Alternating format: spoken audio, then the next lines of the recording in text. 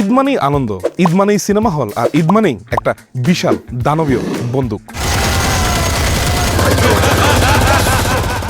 2023-এ সন্দীপ রেড্ডি ভাঙ্গার অ্যানিমাল সিনেমায় রণবীর কাপুরের হাতে যে কামান মার্কা বন্দুক দেখেছিলেন, সেটা কেমন যেন উড়ে এসে জুড়ে বসেছে আমাদের আরিফিন শুভর মালিক সিনেমায়।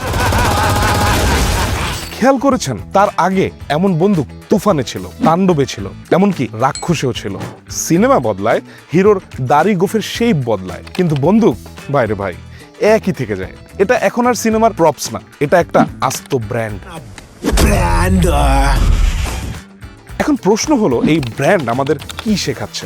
অ্যানিমাল যখন রিলিজ হলো, সবাই বলল উফ, কি নারী বিদ্বেষী, কি পুরুষতান্ত্রিক সহিংসতার গৌরব গাথা।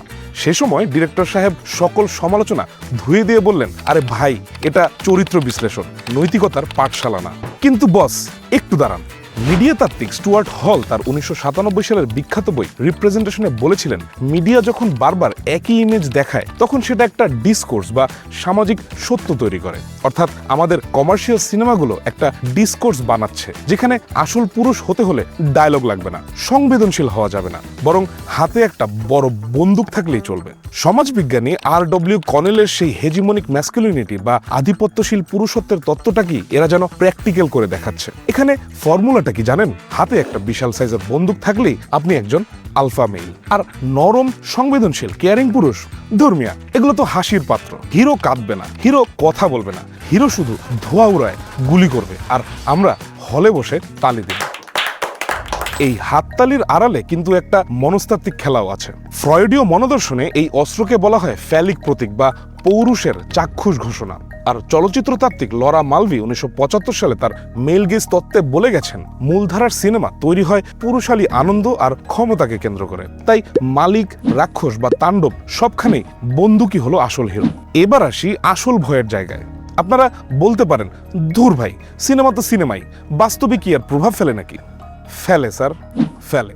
2019 সালে PLOS 1 জার্নালে ব্র্যাড বুশম্যান ও তার সহকর্মীদের একটা গবেষণা প্রকাশ পায়। সেখানে দেখা গেছে 1950 থেকে 2012 সালের মধ্যে হলিউডের হিট ছবিগুলোতে বন্দুক সহিংসতা প্রায় 3 গুণ বেড়েছে, আর প্রতিটা দৃশ্য ছিল গ্ল্যামারাস ও পরিণামহীন।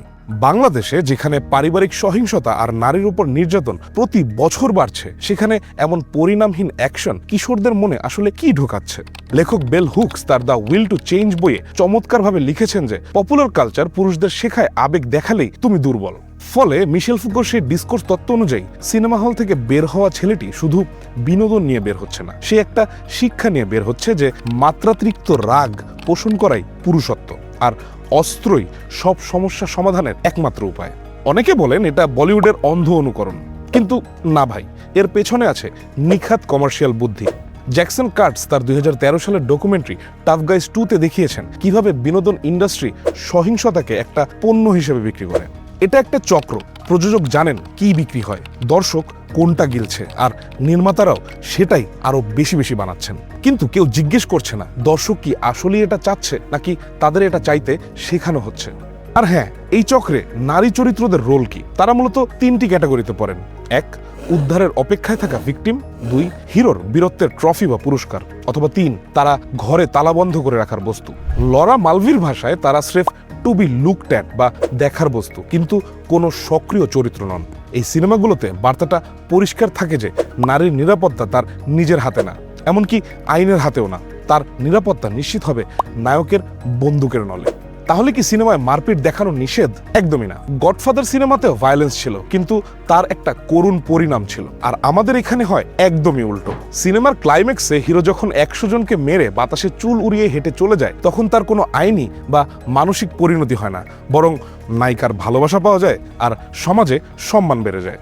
হয়তো এখন বুঝতেই পারছেন যে সিনেমায় সহিংসতা দেখানো অপরাধ না ভাই, অপরাধ হলো এই সহিংসতাকে মহিমান্বিত করা।